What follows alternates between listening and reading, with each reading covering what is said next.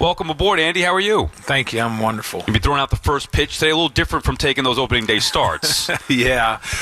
Super excited. Just honored that they'd asked me to do it. And I'm here. I'm here with the team. And so it's exciting. It's going to be fun. It's a beautiful day. Yeah, make sure you stretch. You can't be short hopping that first. No, you going to the rubber? You going to the slope? What are we doing there, Pettitte? I gotta go to the rubber, yes. Right? Yes, you have to. I got to figure out the strategy today because last year I threw out the first pitch of the playoffs, and I remember I was loose. I've been throwing BP to the team. I throw it 45 feet though. When I throw batting practice, to back up that extra 15 feet, yeah, I didn't quite make it there. I gave him a little short hop, so I was kind of embarrassed. I reared back and threw it pretty hard. So I don't know. We got to find a happy medium where I throw a strike. That's the most important thing. Something I never thought would give Andy Pettitte pitching advice. What you got to do is you got to aim high because you aim high and you're a little short. As we get older, we're going to be shorter, shrinking, and then it's right over the middle of the plate. There Just got to go high. Yeah, and the slope, everything. Yeah. It's just a big difference. I'm out there throwing on flat ground, so I got to make the adjustment today. How do you feel about this Yankees team? Last time they were in the World Series, obviously, we get there last year, first time since 2009. How do you feel about the Yankee expectations going into this year? Yeah, I feel good about them, Obviously, when you ask me that question, the first thing you think about is losing our ace, right, with Garrett Cole going down.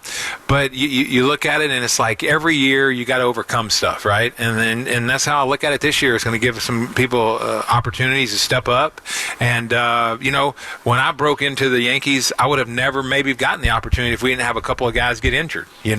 Melito Perez and Jimmy Key went down, and it gave me my chance. And for 2 off seasons in a row, they talked about they were going to trade me, this and that, and I was able to step in and really build my career, and that first season really settle in, and then the rest is kind of history. And I look at that as an opportunity for someone. So on the pitching side, obviously when you see Garrett go down, we know Hill's going to be a little behind, but he's on the mends, is coming back. Clark's down in Tampa still, trying to get him back. What a great arm he is. He's good. Really need him. He's really good. We need him back in this rotation.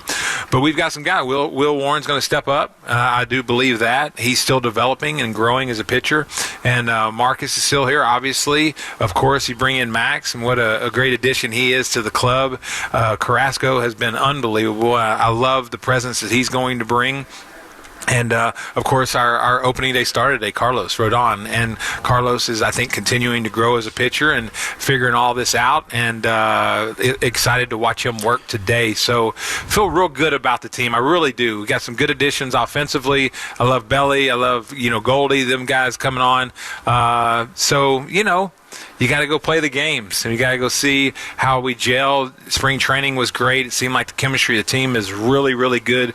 Booney's done a great job with that, so I'm super excited about where we're at. What's it like now? You guys obviously won at 96, and you had a rough first outing. I remember that game with Andrew Jones, right? Twice. Yep. I mean, that was a rough start. Of course, you wound up proving your mettle very quickly thereafter and becoming an all-time Yankee pitcher. But it's not easy. I mean, we make it sound easy on the radio, but there's a lot of young players that were on this World Series stage a year ago. How does that help them this year? It's huge. It really is. I don't know if people can really understand that, but just understanding the whole process of this, the atmosphere.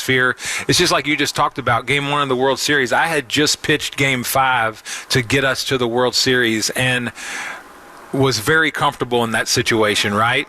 And I'll never forget flying back to New York, and Joe Torre calls me up to the front of the plane and says, "Hey, how do you feel about starting Game 1 of the World Series?" I'm thinking, what the heck? I just pitched. Why am I starting Game 1? And you were a young kid? Exactly. 23 maybe? Yes, exactly. Wow. And so I'm like, hang on, you got David Cohn, you got Jimmy Key, it's their turn to pitch. You know what I mean? So I started playing that game up in my mind just so much, and put so much pressure on myself going out for Game 1, and it was a disaster. I couldn't even tell you when I came out of that game what some of the pitches that I was even throwing, the sequences that I was throwing. I was just so out of sorts. But then it happened like that, and then just to be able to regroup, to kind of get back to yourself, and then to be able to go into Atlanta and be able to do what I did, right? Yeah. And so, anyhow, it is the learning experiences that you hope that everyone gets out of every game that they play, every opportunity, hopefully every big moment that they have, how you can control your emotions as a pitcher, making quality pitches, not letting the moment get too big.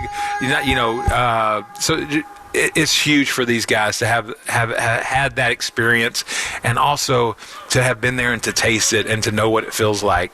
And you hope that drive and that hurt just makes them play every day of this season, no matter what's going on, with the same urgency of knowing that's what you have to do. That's the urgency you have to be able to get to where you want to in October. And that should be our goal, to be able to get back to that World Series. And it doesn't matter what happened. It doesn't matter. No one's going to feel sorry for you. You got to strap up your boots and get after it and play the games and come together as a team. BT and Sal on the Fan live at Yankee Stadium, joined by Andy Pettitte. One of the things I loved about you, truth be told, I grew up a Met fan, so I actually hated you. But one of the things I loved about you was you were one of the great competitors in the sport at your time. And you did it here in New York on the biggest stages. You're not a guy that's from New York, but you represented New York almost more than anybody, or as well as anybody, with that competitive fire. Is that something that was always just in you? Did you feed off of the energy in New York? What was that like to be as competitive as you were for this town, this fan base? Yeah, I was always very competitive. My personality is not real outgoing. I kind of like to stay in the background. So being on the mound at Yankee Stadium was something that I really had to grow to feel comfortable with, and got so comfortable with it.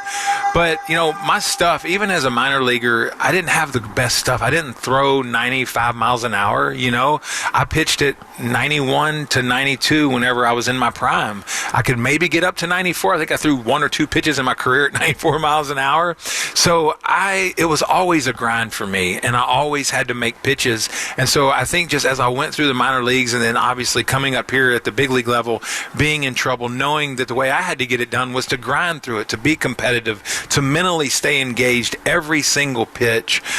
And that was kind of where I felt like that I kind of earned my medal at. What I'm saying? It wasn't I don't think I ever threw a fastball right down the middle in my whole caur. I couldn't. Exactly. I could not do that.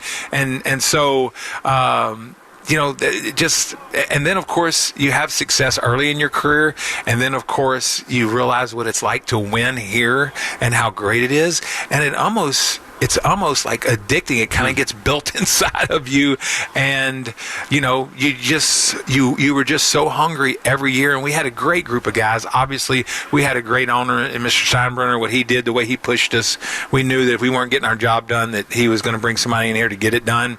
And he done a wonderful job. Obviously, Hal's doing a great job building the team, putting a championship caliber team out on the field every year. But all those things all together, the players that I had around me, the group that we had, we all wanted to just get after it every single day, and we just had a great chemistry together. Well, we could live another 50 years, and God willing, and we might not see a collection of that talent and that chemistry and that toughness and that resolve. That was just obviously a special group. Andy Pettitte with us here, BT and Sal on the Fan. You mentioned George, you mentioned Hal. You've been in the family here for almost 40 years, just under 35, 40 years, just about. Are you surprised that they got rid of the facial or amended the facial hair policy? Because when I see Pettitte, I see glove over his face, little 5 o'clock shadow, big nose like me as well. I got a little bit of schnoz on me, You got too. a big nose? I don't know. Nobody's ever told me I have a big nose. But I could see you in October having more than one-day growth like you used to. Would you have bought into that? And are you surprised they changed the policy? Yeah, so I was a little surprised just because I had heard rumblings of it a little bit, talk of it last year, maybe a little bit. But then, Hal called me in the office in spring training and asked me, my thoughts on it and stuff like that. And I'm not surprised with seeing where some of the stuff that he told me, that, we might be losing a few players that Devin Williams we would was want. vocal about that. Sure. Devin. So, look, times changes, things change. Mm-hmm. I told him, you just said it. I had a 5 o'clock shadow. I pitched. I shaved after the game, and then I prayed that we didn't have a rain out where it was my 6th day or it was an off day, because I did not want to shave before I pitched. I just did not want to be smooth shaved. I don't know, and you look too nice. I actually mentioned that to Hal. I said, I don't know if it made me look tougher, but I wanted to look tough. And he goes, no, I think a lot of people have told me that, so, there was something about feeling a little rugged out there on the mound. Clemens too. And so I loved it. I mean, I love that it's the, we're going to always be classy here, but there's so many things that have changed now. As far as when I played, you had to have black spikes. You know what I mean? Now we got all kind of celebrations, spikes. We got all kind of different the neon colors. arm sleeves. Exactly. We got all kind of different belts and stuff like that going on. So times change. We got to keep up with it. The players are a little bit different. If that's important to the players now, I told him that if he felt like it was something that needed to be changed and felt, I backed him 100% on it, and I don't think it's an issue. Do you think you belong in the Hall of Fame?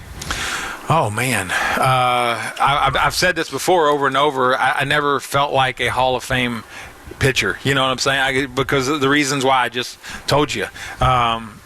The Hall of Fame players that I saw were Wade Boggs, Derek Jeter, Mariano Rivera.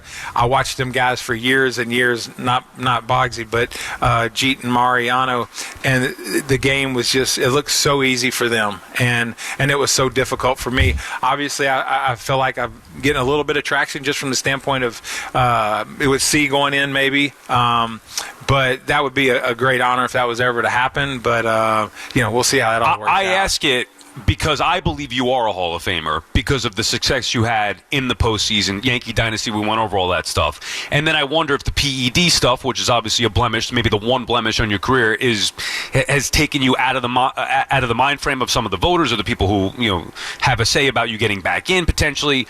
But I think there are guys in the Hall of Fame that I would rather have you start a game, a do-or-die game over, which is why I say I think Andy Pettitte should be in the Hall of Fame. Well, I appreciate that. And again, I have no idea as far as what's hurt me or helping me or whatever, but I'm just honored to be on the ballot and to be talked about each and every year like I am. And it is different with you, Andy, with the PED stuff, because you came out, addressed it head on, took accountability, where a lot of these guys who aren't getting in, Bonds, McGuire, A-Rod, so on and so forth, they have no chance because they have been lying about it. But for you, at least, you addressed it head on. Well, it was easy for me to address. It was very simple and for me to share exactly what I had done and why I did it, and really that's it. I did not have anything to hide.